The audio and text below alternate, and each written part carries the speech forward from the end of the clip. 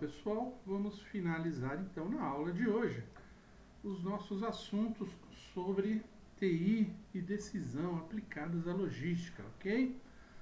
Iniciaremos a aula de hoje então falando de VMI, Vendor Management Inventory, não é? O que é isso? O que quer dizer isso?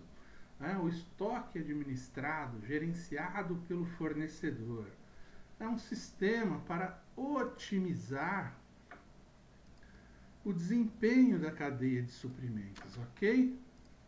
Também, não é? Também é um software voltado ao gerenciamento pelo fornecedor. É um sistema para otimizar o desempenho da cadeia de suprimentos, em que o fornecedor se responsabiliza pela gestão dos níveis de estoques nos clientes. Nas empresas, nas indústrias, falamos bastante em just-in-time. Esse vendor, o VMI, aí, vamos dizer assim, ele está mais voltado àquela administração que nós fazemos nas gôndolas, por exemplo, do supermercado, não é? O abastecimento, o gerenciamento do espaço, ou seja, o supermercado me fornece o espaço para a venda do meu produto e eu administro todo aquele espaço. O supermercado ele funciona quase como um shopping, não é? Ele me aluga o espaço quando ele compra aquele meu produto ou quando eu ponho o meu produto lá à disposição para venda, não é? E eu tenho que administrar aquele espaço, não é? Então, assim, além da venda, o supermercado ele vai estipular um preço que ele vai me pagar e também vai estipular todos os serviços que eu tenho que realizar lá para a venda daquele produto, não é? É uma gestão realizada pelo próprio fornecedor no ponto de venda. O fornecedor tem acesso aos níveis de estoque do cliente e assume ele próprio as decisões sobre os reabastecimentos, com todas aquelas informações que falamos de ECR, de CRM, não é? De conhecimento do mercado, de cliente, enfim. Então esse software, essa ferramenta, né, de vendas aqui, de gerenciamento de inventário no ponto de vendas, ela vai se aliar, não é, a todas aquelas filosofias, não é, que vimos anteriormente, aí nos slides anteriores, sobre o assunto de tomada de decisão no ponto de venda, nos canais de venda, ok?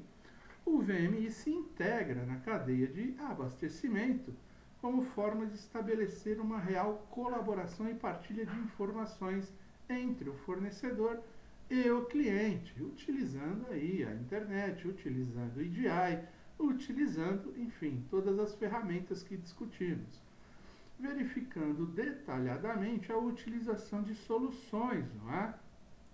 O VMI, em alguns mercados, em alguns estudos realizados por pesquisadores brasileiros e internacionais, entendemos que uma solução VMI possui dois estágios, ok? Mesmo ambos sendo conhecidos como VMI ainda. Quais são esses dois estágios? O primeiro estágio é onde o VMI, o fornecedor é responsável pela verificação dos níveis de estoque, pela colocação do pedido e reabastecimento, em suma, pela gestão do estoque, do ponto de vendas lá, ok? E não só do ponto de vendas, eu posso fazer isso aqui dentro da minha própria indústria. Eu tenho áreas lá delimitadas para os meus fornecedores e eles vão fazer esse abastecimento. Esse VMI, nesse caso, funcionará como uma ferramenta para auxiliar no just-in-time, no Kanban, seja lá o que valha, ok? No meu caso. Nesse primeiro estágio, tem se verificado que fornecedores utilizam diversas ferramentas para receber informações, que são o que gera o início do ciclo. Como, por exemplo, o preposto. Alguns fornecedores possuem prepostos dentro dos seus clientes ou os enviam com frequência para verificarem o nível de estoque. O que é preposto? É o responsável por aquela operação. É a pessoa que controla os níveis de estoque, não é? Dentro dos estoques do cliente, não é? É o responsável do fornecedor, responsável por abastecer aquele material. A telemetria, sensores que captam os níveis de estoque e alarmes, e-mails, SMS, entre outros, não é? São gerados quando níveis pré-definidos são alcançados. Muito válidos aqui, por exemplo, para gases, líquidos, não é? Material de consumo em recipientes que você consegue medir a quantidade ainda disponível para você identificar o ponto ideal de reposição. O cliente, o próprio cliente verifica diariamente, normalmente uma vez por dia, aí, os níveis de estoque informa o fornecedor. Em algumas empresas consideram essa forma como VMI, a partir do recebimento da informação, do nível de estoque. O fornecedor é responsável pelo reabastecimento, ou seja, eu, cliente, identifico os saldos, eu apenas gero listas lá e confiro os saldos e mantenho a acuracidade dos inventários e informo aos fornecedores a condição, e daí para frente é ele que se mexe, ele que faz todo o trabalho de reposição automaticamente, ok? A telemetria tem sido bastante utilizada em razão de custos acessíveis e em conjunto com a internet.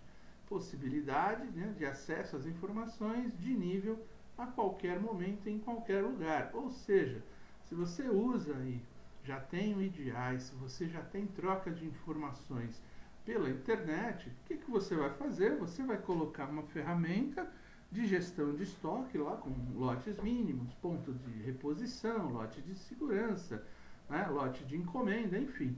Tudo aquilo que estabelecemos aí como regra em administração de materiais e você vai providenciar para que os materiais então sejam controlados, os pontos de reposição sejam controlados, seja ele através de informações ideais, seja eles através de informações do cliente, seja ele esse ponto de pedido e de reposição controlado por telemetria ou pelo um preposto, A telemetria ela vai ser mais eficiente para produtos consumíveis, como líquidos, gases, combustíveis, entre outros, ok? E no caso de silos, das fazendas aí, silos são contenedores, são armazéns de grãos, para fornecer aí milho, arroz, enfim, todos os grãos que são consumidos aí pelo mercado de forma que você possa controlar também os níveis desses silos de abastecimento dele, no caso de fazendas, enfim. Tudo é um processo, tudo é uma cadeia logística. Cada produto tem a sua cadeia logística propícia e necessita de um tipo de gerenciamento, de uma gestão específica. E qual que é o segundo estágio, então? Até aqui falamos do estágio de reposição, É o que vem sendo chamado de inventário eletrônico, não é? Nesse segundo estágio, o conceito de fornecedor ser o responsável pelo gerenciamento do estoque continua. Entretanto, todo o ciclo de pedido está automatizado e integrado entre fornecedor, cliente e possivelmente operador logístico. Além da gestão do estoque, o fornecedor pode gerir os próprios pedidos. Ou seja, gente, todo aquele custo de pedido, de compra, de aprovação, tudo aquilo que nós falamos de automação até aqui realizada por mim, eu posso simplesmente passar essa responsabilidade para o meu fornecedor. Ou seja, aquele fornecedor vai fazer toda a gestão, vai fazer todas as entregas, ele vai colocar o produto no ponto de venda, conforme o exemplo do supermercado que demos ali. Ele será responsável por controlar os estoques, responsável por emissão dos pedidos, enfim.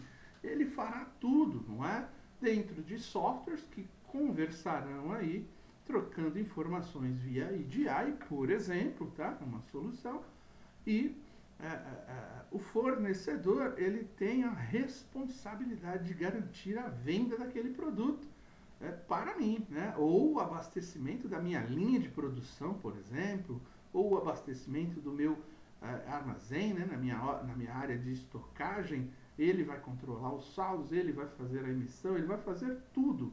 Eu só vou pagar o material de acordo com o meu consumo, ok? Quando há necessidade de reabastecimento, indicada pelos sensores, no caso aí de líquidos, gases, né, e grãos, por exemplo, um pedido é criado diretamente no sistema ERP, né, ou MRP do fornecedor. O estágio de cada pedido pode ser compartilhado entre os fornecedores e clientes, com ordem registrada, despachada, entregue, tudo aquilo que nós falamos sobre troca de informações para que eu possa gerenciar os processos, né? Se minha ordem de produção já está em produção, se o material já está no estoque de acabados, se já está no transporte, se já está no navio, né? Se for um caso de importação.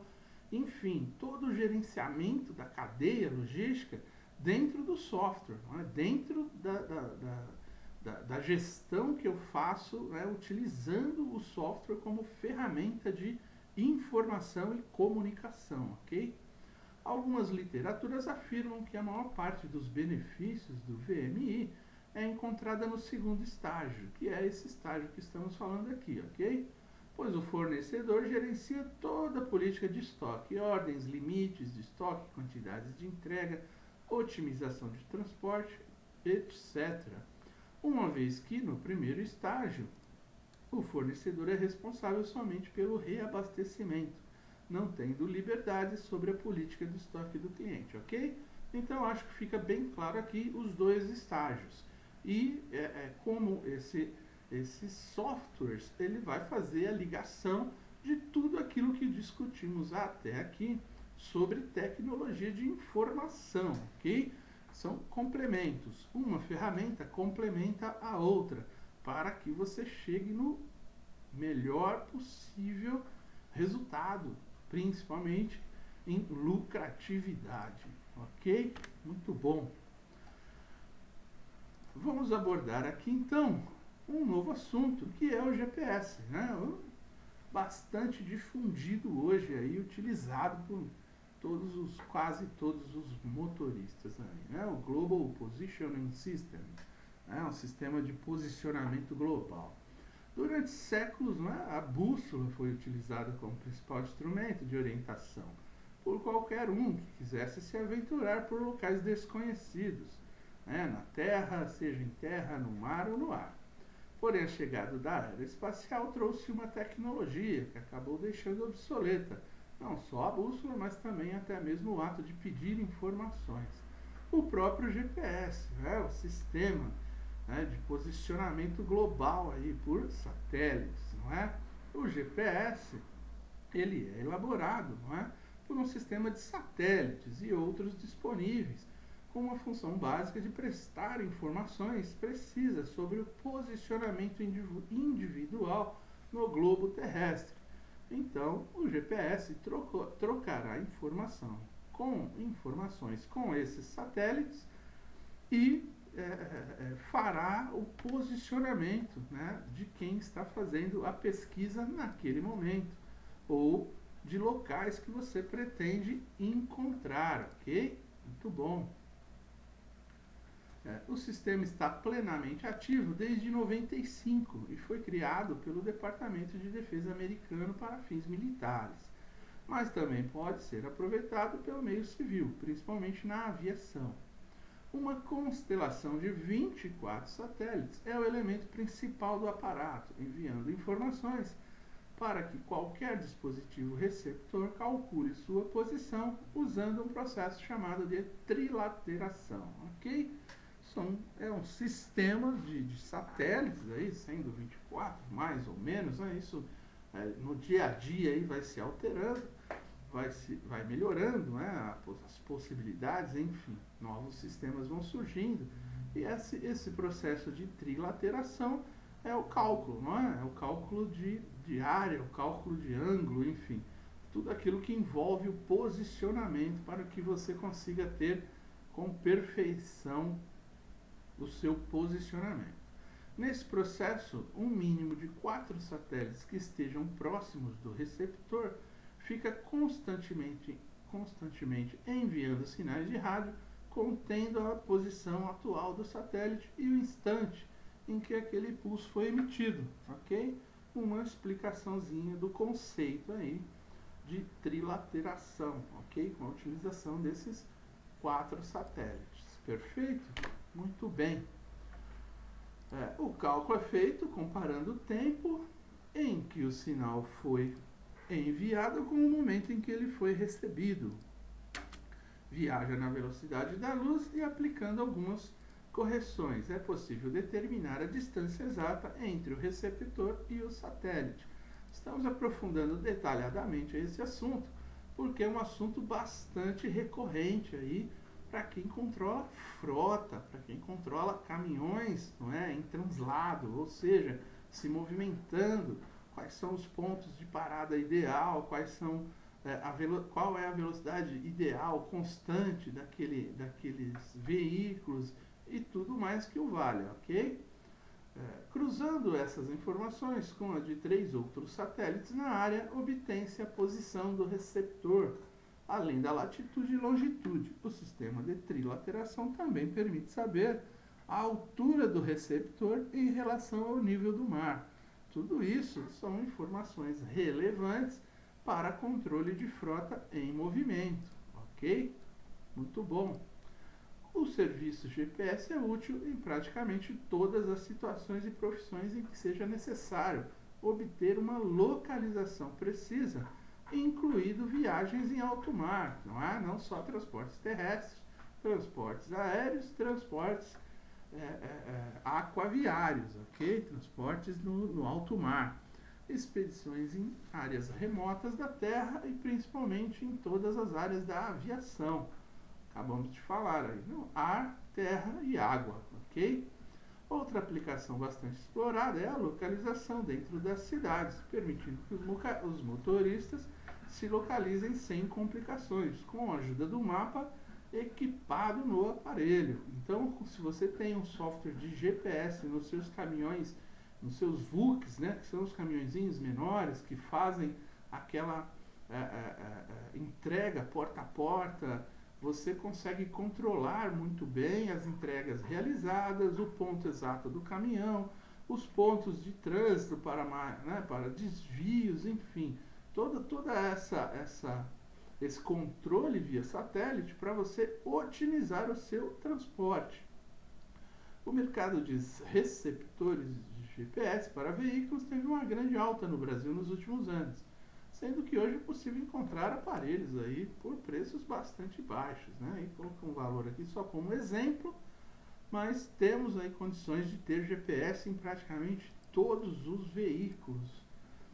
Qual que é o futuro do GPS? A gente praticamente está nele, não é? E cada vez mais eles vêm modernizando, né, o sistema atual de posicionamento global e são realizados constantemente essas modernizações, não é? Sendo que novas gerações de satélite têm sido lançadas para substituir os primeiros equipamentos em órbita, além de implementar novas tecnologias, ok? É um sistema que vive se aprimorando. Além do GPS, vários outros aparatos de posicionamento por satélite estão em operação, incluindo aí o GLONASS da Rússia, né, e o BeiDou da China, mas esses são menos utilizados pelo meio civil, seja por falta de padronização ou por cobrirem uma área mais limitada. Um dos candidatos a substituir de vez o GPS é o Galileu, sendo desenvolvido pela União Europeia e planejado para entrar em operação em 2014. Diferente do projeto do governo americano, o Galileu tem os fins civis como objetivo primário, além de adicionar uma série de outras funcionalidades não cobertas pelo GPS, como transponders para operação de resgate. Enfim, além do GPS, vários outros softwares, vários outros concorrentes aí com o GPS estão já em funcionamento, não é? No caso da União Europeia e o Galileu há algum tempo já, perfeito? E quais outros softwares e ferramentas, além de todas essas que falamos, podem existir, né? Quais outras soluções, né, podemos pensar aí para a tomada de decisão? É necessário que saibamos identificar as necessidades dos nossos processos com clareza, para que possamos tomar a decisão correta entre as opções de customizar o software, ou seja, preparar o meu software para aquela minha necessidade, né, adaptar os nossos processos aos padrões de um software, é aquilo que falamos já bastante antes. Se o meu processo é muito diferente do software e aquilo não tem uma relevância, a forma como eu realizo não tem relevância, eu altero o meu processo e não o software, ok? Trazendo para aderência os meus processos para dentro do software. E não o contrário, fazendo o software ser desenvolvido aos meus processos, pois aqueles processos são padrões no mercado. E a melhor forma de fazer é a forma como está disposta no software, ok? Então, os padrões atuais do software procurar uma ferramenta específica que atenda todas as nossas expectativas e, com isso, obtermos maior aderência aos processos e pessoas comprometidos na logística.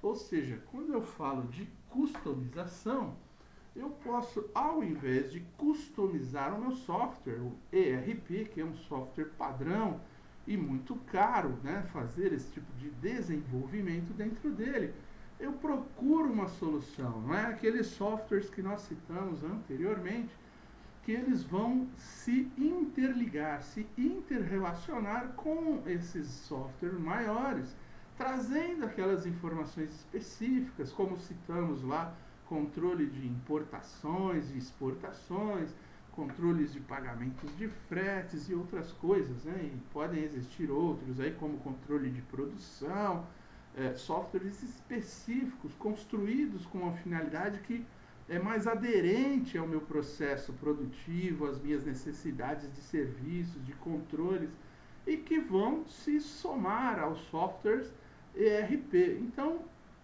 antes de customizar, de pagar uma modificação para uma software house de um grande software, o que pode ser trabalhoso, lento, demorado, eu penso em adquirir uma ferramenta muito mais adequada e que seja muito mais flexível, né, e converse com a tecnologia que eu já possuo, facilitando assim todo esse processo de aderência de processos e estreitando os relacionamentos aí entre todos envolvidos aí, comprometidos na logística, ok? Lembre-se, sempre existirá uma solução em TI para atender às necessidades.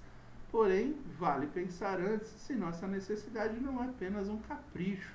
Ou seja, se existe uma ferramenta simples dentro de um software que eu já tenho, para que eu vou comprar uma específica só por capricho, para ficar mais bonito, para ficar...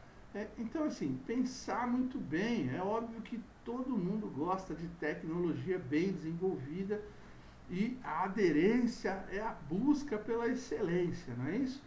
Porém, vamos verificar se é realmente necessário, se aquilo se faz necessário, se é prudente que temos aí, né, que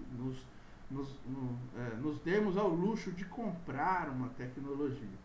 E aí, então, tem algumas referências a respeito de tudo aquilo que vimos até agora e finalizamos, então, as nossas aulas de TI e decisão aplicadas à logística, somando aqui também todos os assuntos referentes a e-commerce, à internet, a controle de vendas, nos pontos de vendas, enfim, tudo o que é relevante na tomada de decisão nós abordamos nessas aulas. Tá ok? Muito legal. Então agradeço a todos até o momento e nos vemos nas próximas aulas, nas próximas matérias. Obrigado e até mais.